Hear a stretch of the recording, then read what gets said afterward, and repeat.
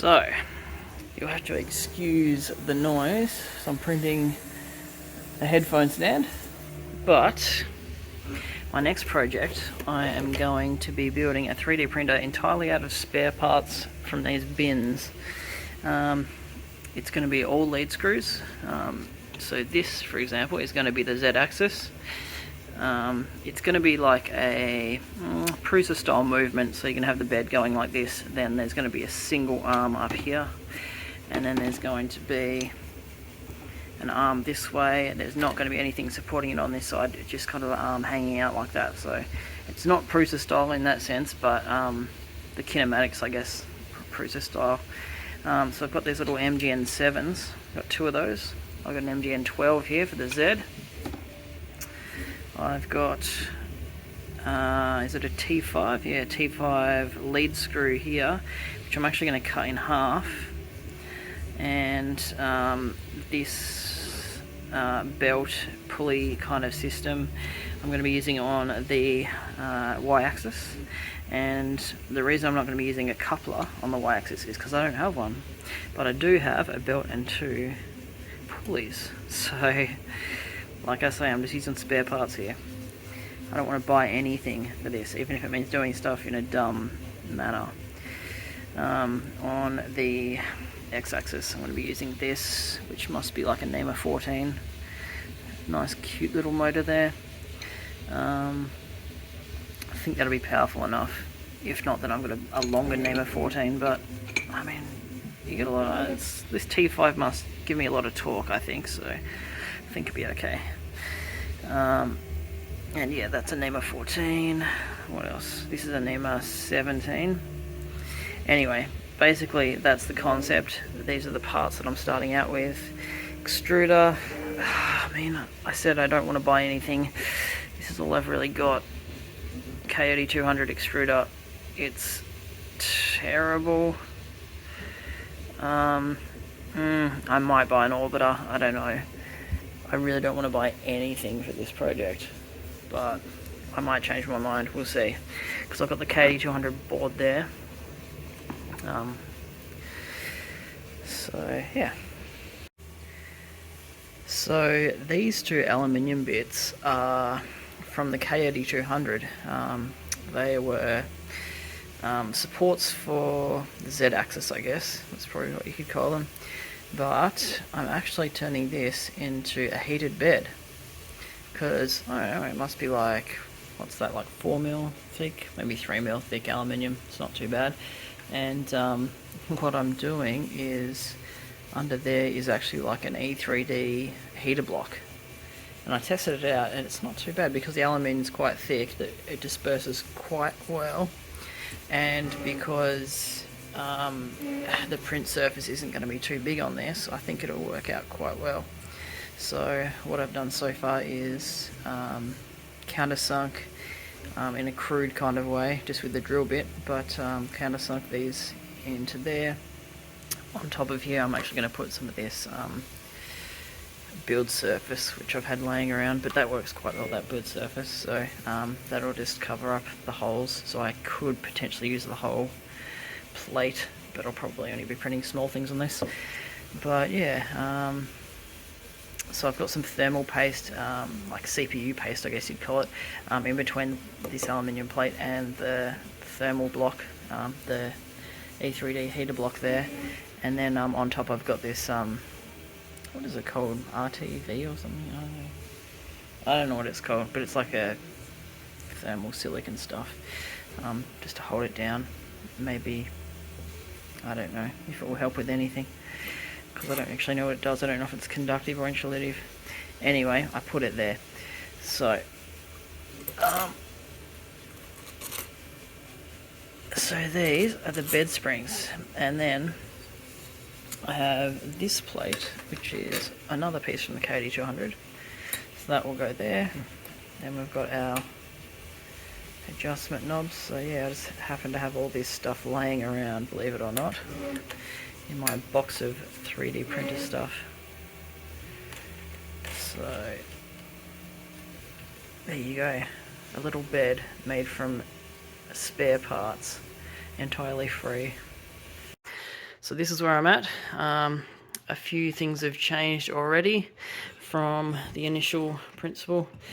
Let's start with this motor here. It's a big old NEMA 23, way oversized, but it must have like an 8mm shaft, and I happen to have this coupler, which is like whatever that is. It must be 8mm to 5mm.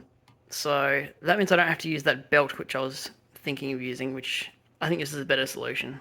And hey, it's never going to skip steps if the motors are that big, and it's got this really fine pitch lead screw. So that's that. These two rails here. So originally I was going to use one of these MGN7s, but I remembered I had these rails here, which are, I think they're 4mm thick shafts, and they've got these brass bushings, I guess you'd call them, and this is taken straight off a printer called the Tiny Boy, which I used to have, and then I dismantled. But that actually worked quite well, and this is really surprisingly rigid. Like, also this is surprisingly rigid. Like, I mean, I know from my other lead screw printer how good these things can be, but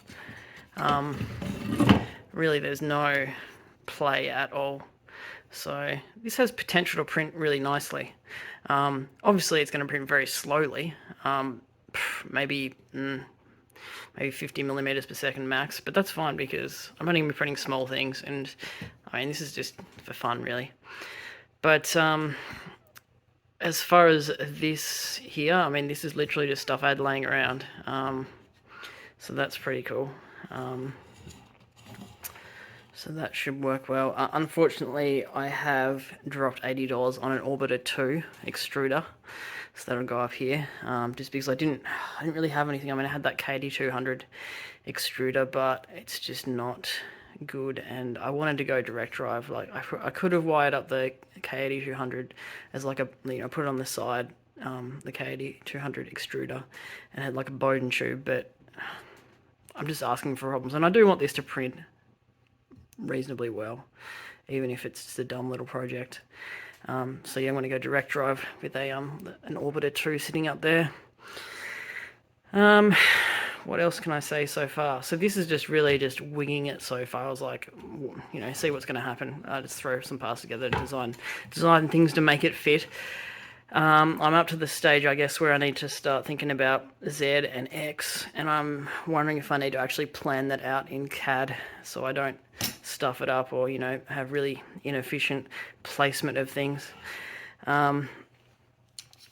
Potentially this bit of extruded aluminium may bolt there, and then now that I have two of these, and now that I'm going to be using an Orbiter direct drive, there's going to be a little bit more weight, so I'm thinking about doubling these up.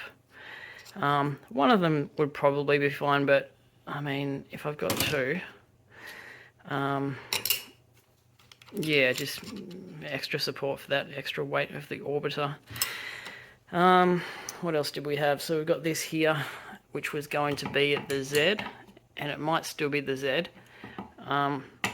It kind of fits there, so that might work out. I have to CAD it and see.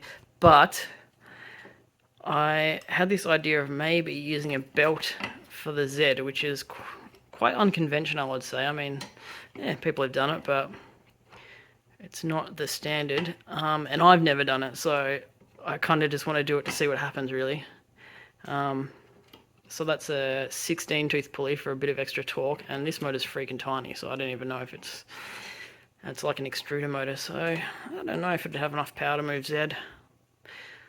But it does fit nicely there, because obviously, as I say, I've been winging it so far, so I haven't really thought, what am I going to put here? So I would like to have a belt for the Z, because that would be really cool. Then obviously I've got this, which is that halved shaft, that halved lead screw.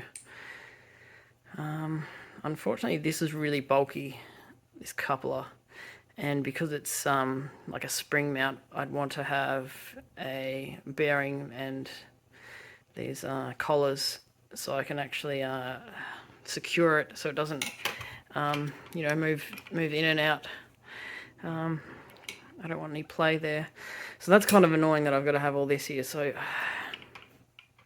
I've been trying to think of another, like a coupler solution.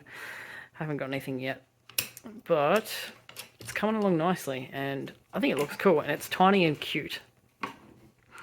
And yeah, we'll see how well that little heater block actually does disperse the heat. I reckon if you let it heat up first, it's going to be okay. But yeah, that's where we're at.